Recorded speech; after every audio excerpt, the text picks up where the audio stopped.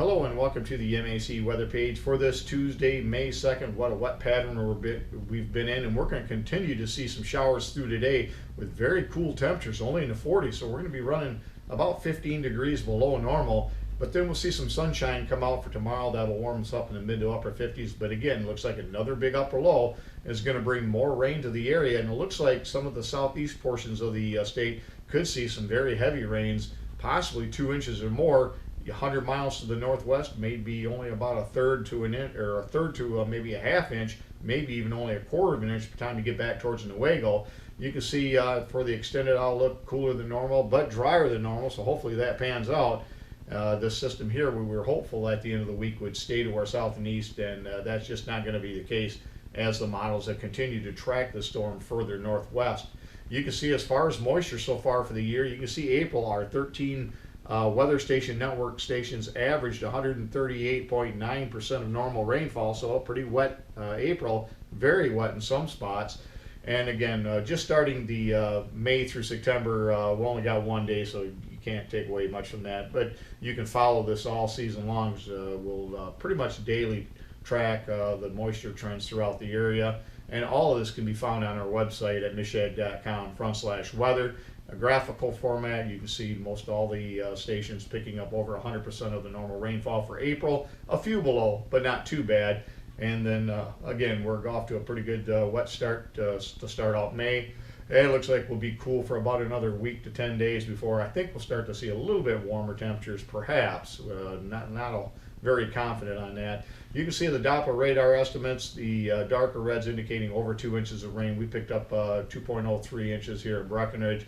You can see this is one of the higher spots just to the south of Grand Rapids, around 2.9 inches. No doubts some of the local stations that are picking up probably over 3 inches as well. And you can see down towards the Chicagoland area where they've seen amounts around 5 to even 6 inches of rain there. And again, this is just the last 72 hours. There was some more rain prior to that. Across the area this morning, temperatures pretty cool out there in the 40s. And they're not going to go anyplace today. Again, we'll struggle to see our temperatures climb up into the upper 40s, probably mid to upper 40s most areas.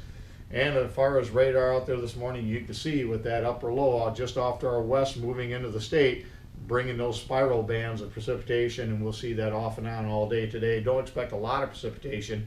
We're going to wait for that next system. That looks like it's going to bring the southeast part of the state some very significant rainfall, and we'll show you that in a minute. On the weather map this morning, here's our next low pressure system coming in, and it's going to also hook up with a deepening trough that will be dropping into the Great Lakes, bringing us more cool temperatures.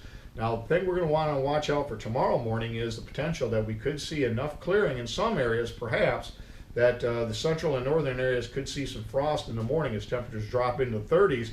And some of the colder spots could drop into the low to mid 30s, so we could see a pretty frosty morning in some areas tomorrow morning. Meanwhile, that storm gathering strength is going to bring a lot of heavy rain to the Tennessee and Ohio valleys and eventually up into southeast lower Michigan.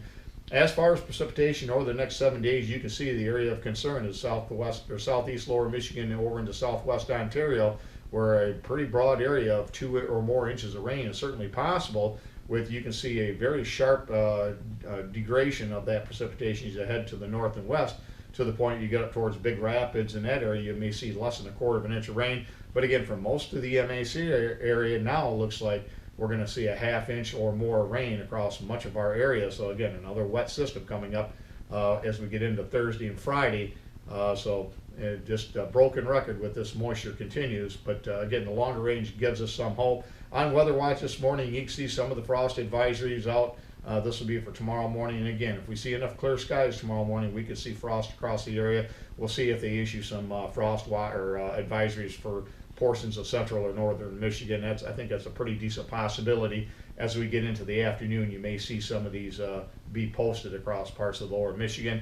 And you can see numerous amounts of different flood statements, watches, warnings across the areas to the south, and lots of river flooding across the Midwest as well. And a large area of wind advisories off to our southeast with this big upper low. Thanks for stopping by and have yourself a great day, and 73s to all.